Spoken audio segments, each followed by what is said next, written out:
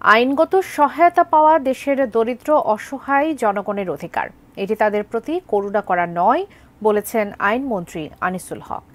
আজ রাজধানীর ওসমানী স্মৃতি মিলনায়তনে জাতীয় আইনগত সহায়তা দিবসের অনুষ্ঠানে এই কথা বলেন তিনি।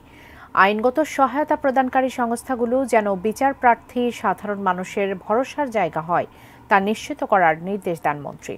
বলেন, অসচ্ছল বিচার প্রার্থীরা এসব অফিস থেকে বিনামূল্যে আইনগত সহায়তা পাবেন, কারণ এর সঙ্গে আইনের শাসন, ন্যায় বিচার, মানবাধিকার ও সামাজিক সমতা প্রতিষ্ঠার বিষয় জড়িত। আইনমন্ত্রী বলেন, এসবের পাশাপাশি বিকল্প বিরোধ নিষ্পত্তি ব্যবস্থা মামলা জট দূর করতেও ভূমিকা রাখবে। সচ্ছল যে কোনো নাগরিক আইনগত সহায়তা পাবেন, এটাই স্বাভাবিক। আইনগত সহায়তা পাওয়া তার প্রতি করুণা নয়, বরং এটা তার অধিকার। আইনি সহায়তা প্রদানকালে পুঁথিগত আইন প্রয়োগের দৃষ্টির পাশাপাশি সামাজিক ও মানবিক দৃষ্টিকোণকেও স্থান দেওয়া উচিত।